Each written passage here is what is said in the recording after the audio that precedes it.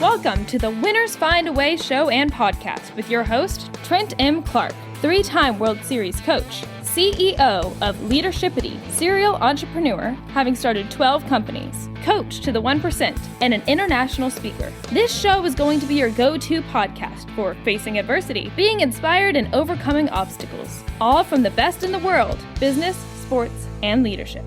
Need to hydrate but tired of plain old water? You need Rebellious Infusions. No sugar, no calories, loaded with antioxidants to boost your immune system. And L-theanine for brain health. 10 organic flavors and convenient liquid packets. Just add 16 ounces and you are on your way. Rethink your drink at drinkrebellious.com. For 10% off of your next purchase, use the code 99999. Hi, this is Trent Clark, and welcome to the Winners Find a Way show. I am the CEO of Leadershipity. I am a serial entrepreneur. I spent over 12 years in professional baseball coaching in 3 World Series, and I speak on a stage internationally all over the world. And I have a fabulous friend with me today, Alexandra Efimova. And Alexandra, say hello. Trent, great to be on your show. And from the first day we met a few years ago, I always been contagiously engaged with your energy, with your enthusiasm, and with your commitment to help other entrepreneurs succeed. It's a great pleasure to be on your show today. Wow, Alexandra, that means so much to me. I love that. Our show, and Alexandra she's a 1%er, folks. You're going to love it. Our show is all about that time. And I want you to think, have you ever faced stiff adversity? Felt like the losses are mounting? You need to find a better way? I think you came to the right place. Whether you are already an entrepreneur, an elite athlete, a business leader, or you're just looking to start your journey today to being elite, this is the place for you to learn. And that's what we provide each and every week. Check us out on our show, our podcast, subscribe, like us, love us. We love you, and we're happy to bring it to you. So, Alexandra, for everyone, if you have a message to give or a question to ask Alexandra during the show, please put in the chat. I will try to monitor the chats on the different live feeds. And I thank you for all being with us and joining.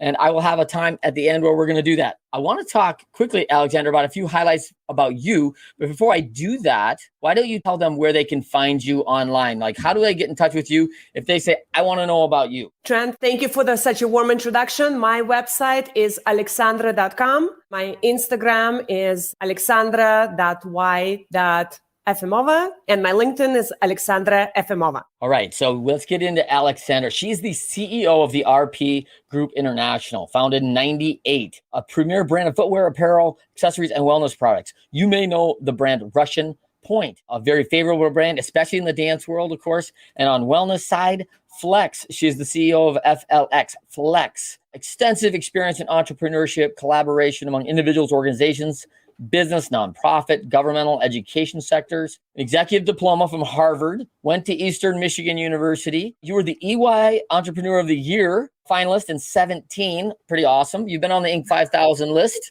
Awesome. Featured in many news, NBC, Newsweek, Bloomberg, Forbes Women, Crain's Detroit. You've done a ton of things. Let me pause there before I tell them more about you. But that is a lot. One of the things that I love about you is that you have just never stopped. And you just keep delivering high quality information and content and products to people in a space where wellness and the quality of those products in that space maintain their wellness through that. And I think it's so important. Talk to us a little bit about your mission there. Thank you, Trent, for such a warm introduction. And when you say it all together in this 30 seconds, it does seem like a lot. But it is a lot. When I go and do it every day, it just seems like that's what naturally needs to happen. We have a goal. We need to step. We have an objective.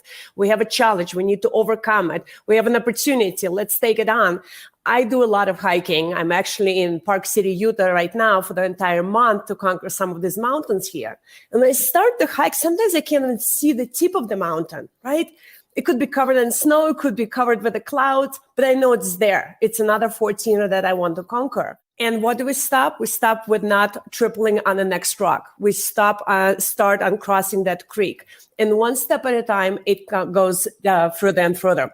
So this is how it's been in my life in all aspects, with a business, with nonprofit organizations, with positions I've been asked to hold, and with a lot of athletic activities as well. So you keep an eye on big goal, on a far peak of the mountain, even if you can't see it, but you focus on making sure you do the right thing right now on your small step in front of you. I love it. I mean, you were heavily involved in women's entrepreneurship, international relations. Want to get into that. Multiple boards, mentoring, consulting, coaching, and I think there is kind of a theme here of students, of entrepreneurs, of athletes. There's a tribe that you kind of subscribe to. Is that fair? Well, I chose my businesses to be in the field that I'm actually very passionate about. And dance was my childhood passion.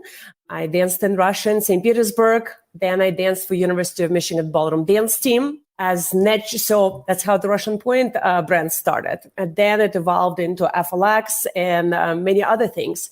So I always align what I do professionally with what I am passionate about as an individual, where I see the mega growth in our world as an industry, right? There's mega growth, mega industries that we're seeing even right now, right? Mobile lifestyle, people live longer, focus on wellness and health, technology, right? So I always look for that industry that is growing, because building business is hard, but it is easier to build a business in the industry with a tailwind than a headwind.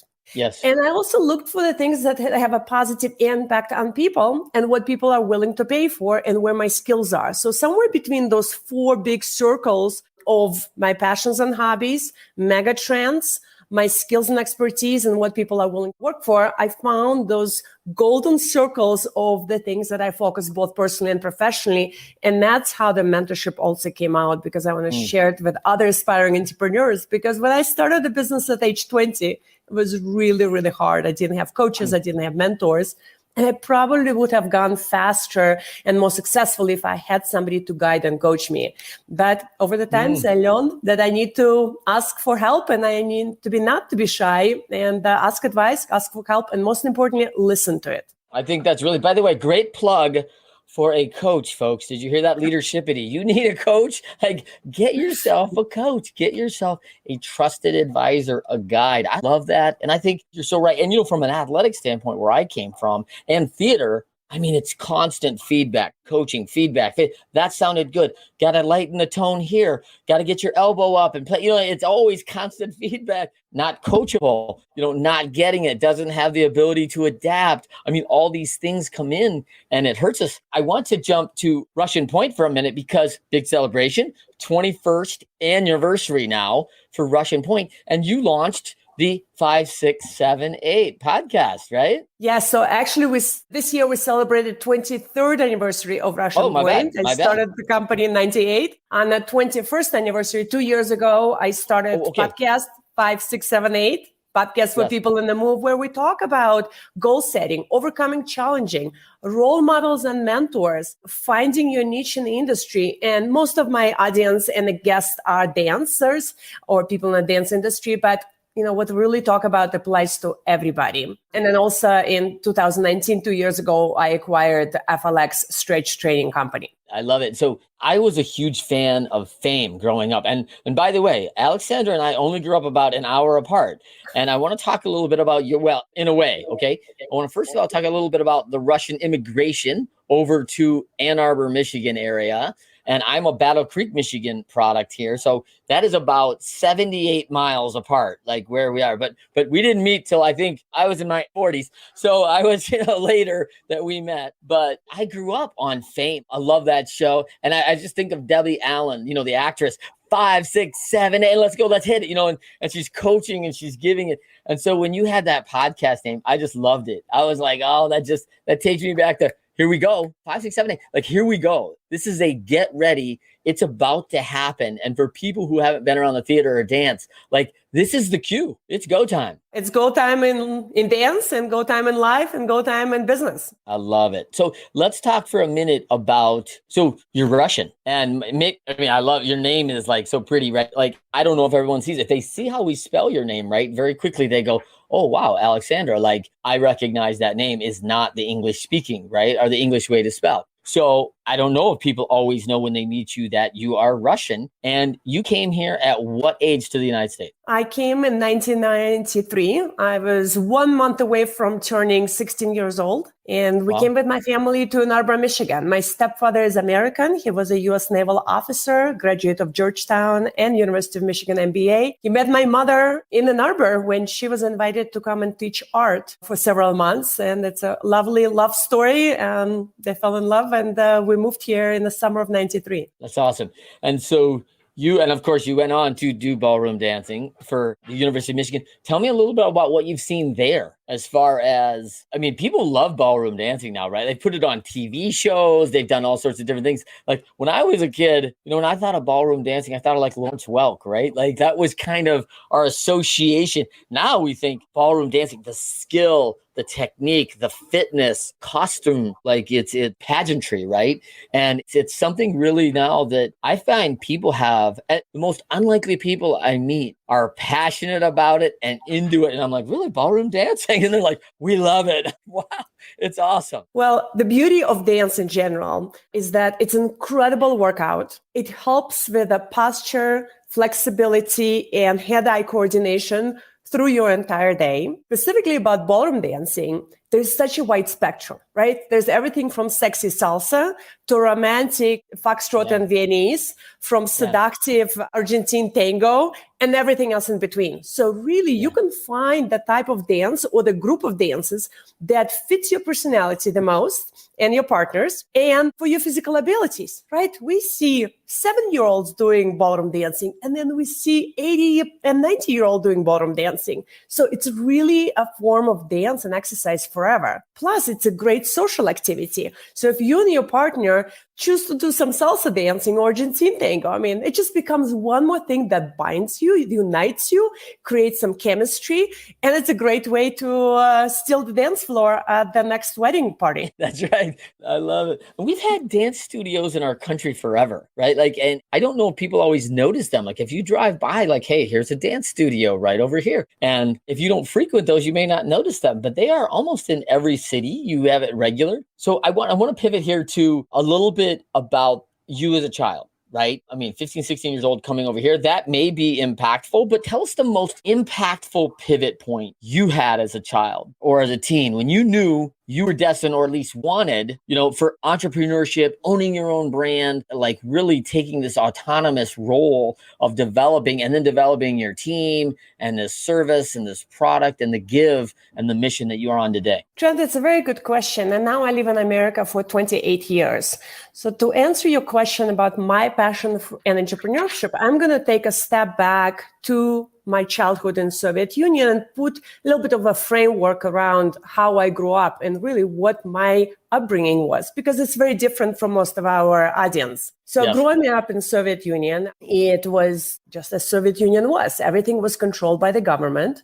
Everything was provided by the government. Healthcare. And I don't want to interrupt you, but we are Cold War kids, right? I mean, this was late 70s, early 80s when you're small. And, this is pretty heavy Cold War. We had in the U.S., we knew well about Carter went through the whole 40 that was kept in Afghanistan. I mean, at that time, I think it was Afghanistan at the time. And I mean, it was a long-standing thing that were going on that I remember tracking in elementary school, and it was Cold War drills, like under the desks. This could happen, and things were that. So I want to preface that to take people back to a time that was a very serious. This was not a Russia and U.S. was in a lovey-dovey relationship in any way. Very true and very well said. So we were doing the same thing on the other side of the ocean. We were doing drills under our tables. That's right. And there was military training in public schools where we literally learned how to wear a gas mask and how to take a gun apart and put it back together and march to the flag. So all of that was, reality, and all men were mandatory going to the army for 2 years upon the graduation from high school. So everything was provided by the government. Government gave us housing, depending quota that they decided how much housing and how many square meters per person we should have. And then if you have more kids in the family and you exceed that quota, they put you in line for the next few years until the next buildings will be built where you'll get a quota. And then they'll give you that house or apartment in a neighborhood in the building that is just available. Not that you want to live in that neighborhood or you want your kids to go to that school or it's convenient to your work. That was just they gave you. They provided healthcare. So healthcare was free, if we can call it free. But then you would stay in line for hours to see a doctor. You will wait for weeks and months to get a surgery. You'll go to the drugstore and the pharmacist will say, I'm so sorry, there's no medicine on the shelves. And hopefully in a week or two, we'll get another delivery. Yes, maybe it will cost a dime, but there's nothing to buy. But another big thing that separates Russia, Soviet Union from America is back then, there was no privately owned businesses. So everybody worked for the government. Everybody made the same amount of money, whether you were a janitor, teacher, or brain surgeon. And I did not grow up in the environment where I even heard about opportunity to own your own business. None of my relatives own a business. It was a completely foreign concept for me. Yeah. So when I came to America with America as the land of opportunity, I was blessed to have some business classes at the high school. And in one of our business classes, we literally learned how to fill out our own tax return and learn what is taxes. And how do you pay taxes? How do you fill this out? How do you actually make it? So I actually filled out my own first tax return in high school. And that was a great learning experience. So I hope the schools continue teaching things like this. And then when I was in university, my university, Eastern Michigan, offered an entrepreneurship class. And that was back in the 96, 97. So the whole entrepreneurial spirit was really in its birth stages when it comes to universities and comes to business organizations. Like you and I met at the entrepreneur organization. There's so many organizations now available. Back in the late 90s, not so much, especially when it comes to students.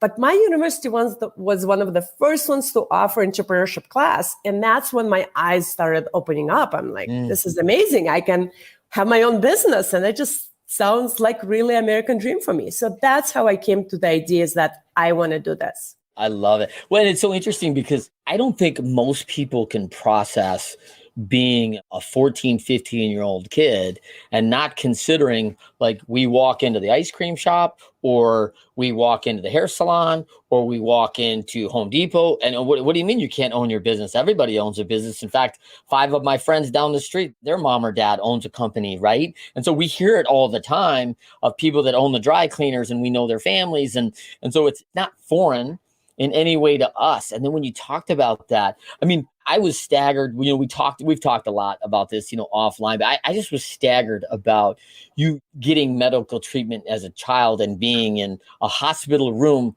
with 16 other kids. Like we don't understand that here, right? Like we don't, what do you mean with 15, 16 other kids? How's that work?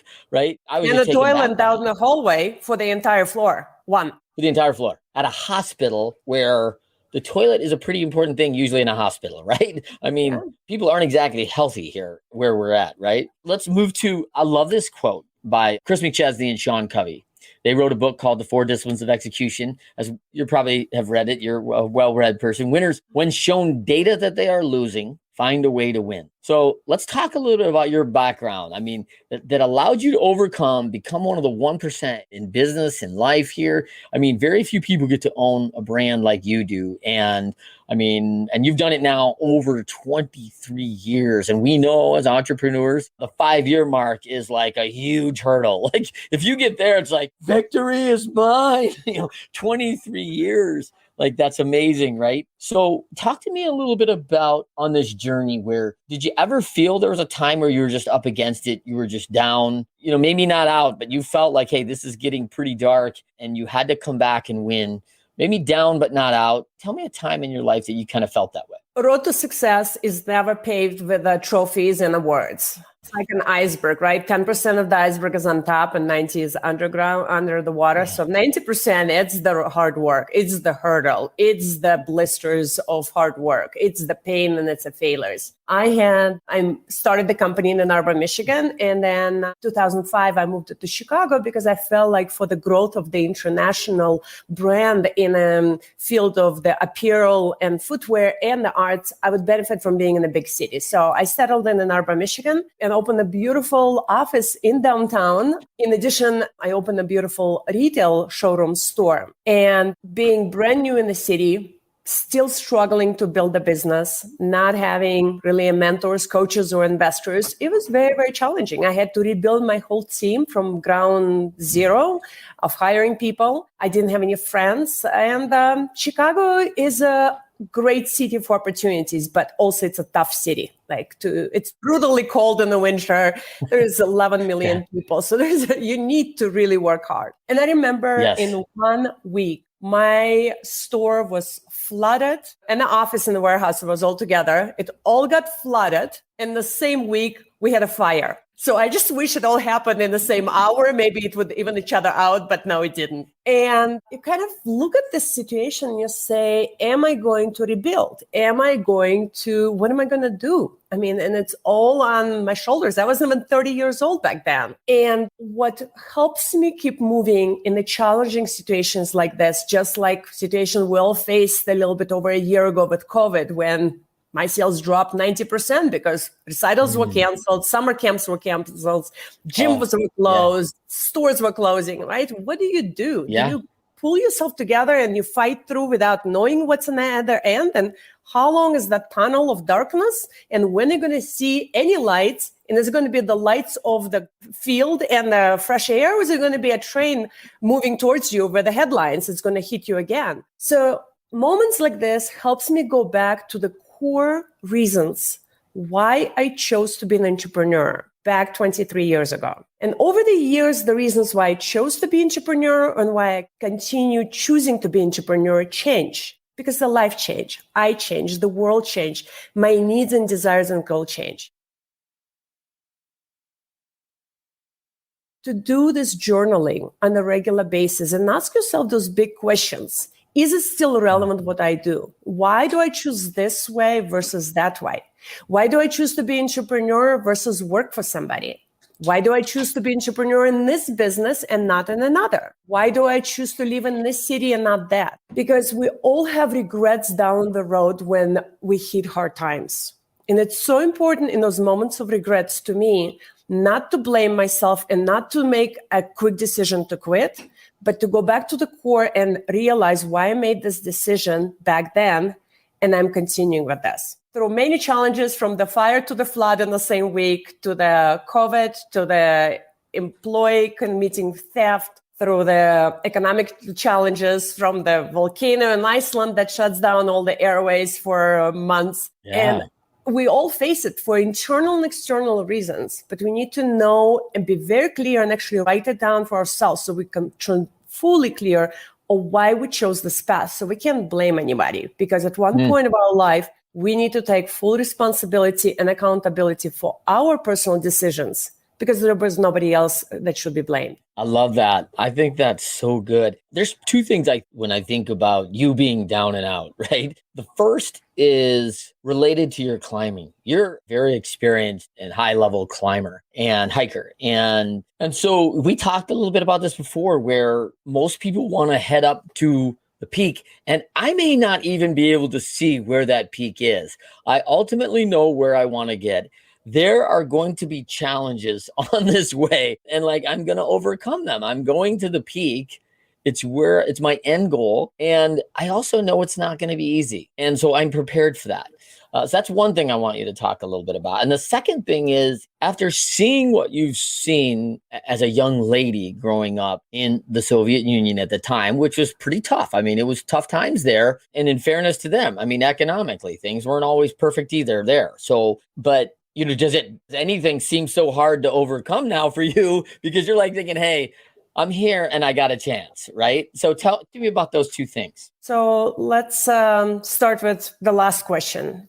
Okay. Growing up in the conditions when the government shuts off your hot water on a regular basis just because, and sometimes it's a month at a time, and people have little babies, people need to wash dishes, people just need to take a shower. Yeah.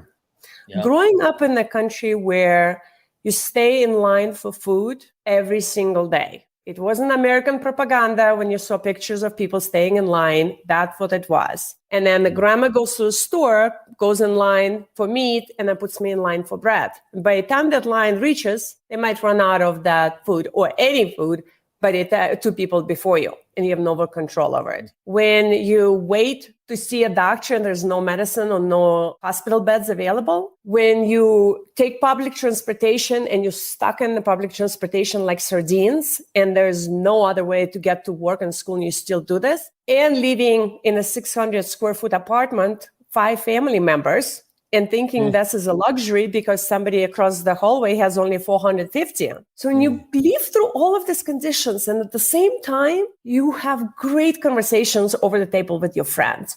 You share simple meals, whether it's a piece of bread with some jam that you picked at the forest, and you participate in the arts, you learn the sports, you appreciate your culture and poetry where you came from, and higher education. When you come to America, where things just work, it is so mind-boggling to me that, first of all, somebody would not appreciate just the convenience of life here. Somebody wouldn't appreciate the opportunity this country presents. And most importantly, being rewarded for these opportunities. To me, this is, it's now hands to build. We're not entitled to anything. But if America presents you and as a land of opportunity to be the best you can be, it is still our work and our commitment and our diligence that will help us earn that. So that's my take, seeing what we can do here and really seeking this and taking this. And especially we live in such an interesting time. I mean, we have such a diversity already of people who succeeded, right? We have leadership positions that now taken by people of all kinds of backgrounds, religious backgrounds, cultural, ethnical. I mean, all young people. We have 27-year-old congresswomen and congressmen, and I think that's remarkable. Look at the bigger picture. Decide for yourself where you want to go, who you want to be as an individual. What kind of projects you want to work on, what kind of problems you want to solve, and who do you want to surround yourself with? And do something every day to move you towards those goals. And do choose something that you actually love and you believe in. Well, I love that. As you talk about that, I don't think about in my mind until you said it, when there's a challenge, right? And we're losing. What we do know is there's a bunch of resources to help us win. Like you said earlier, there's coaches, I can get better, I can train, I can do all these things, I can get better equipment, I could call and I'll be a better dancer. If I get better gear, I could call Alexandra. I mean, there's all sorts of resources available. Where you described that made me feel like I don't have any resources because I don't get to control that the food ran out 3 people before me. And it's not like I'm going out and having a farm. I have 600 square feet, right? Like that's all I get. And I don't have land. I don't have equipment to do it. There's the resources just aren't available. And I think it's the only thing an injustice of thought, but the only thing I can equate it to as a 50-year-old man with 5 kids is how much resource technology's brought to my children that we didn't have when I was in school. I'm like, oh my gosh, if I had to find this stuff, like we actually did all have encyclopedias, right? Because you had to look up the data and you had to go to the library and find 20 books and go sit in there for 6 hours. And now we Google it in 12 seconds, we know the information, right? And I'm thinking the resources are so different that they have that we didn't. And when I hear I can't do something out of these young kids, I freak out. I'm like, oh my gosh, don't even use that word around me, man. I will lose it, right? So talk to me now. Let's pivot a minute. And thank you for those words. I mean, I tell you that makes me feel proud as American, as just like what we provide. Immigrants have built this country from the word go. And that's the reality of the deal. And that was the entire design was to provide opportunity for people. And like we know, there are no guarantees in this life. We're not promised tomorrow. And no one's immune from facing our maker probably at one point. That will happen and we're not going to outlive it. So let's pivot though to the climb of these challenges. Like you don't always know, but yet You've got skill, you've got repetition, you've got experience. Talk to me about why it works on the climb and you reach your goal and what you expect. Talk to me a little bit about that. Hate the crappy ingredients in many beverages and energy drinks? Rebellious Infusions are the go-to functional beverage. They have 5 or fewer plant-based organic ingredients, no sugar, no calories, loaded with antioxidants to boost your immune system, and L-theanine for brain health. Rebellious Infusions are available at drinkrebellious.com. Rethink your drink. For 10% off of your next purchase, use the code 99999. Do you want to be our next guest? Or do you have inspiring stories to share? Or do you love to inspire, support, and empower thought leaders? Feel free to send Trent a direct message on Instagram or Facebook at Leadershipity.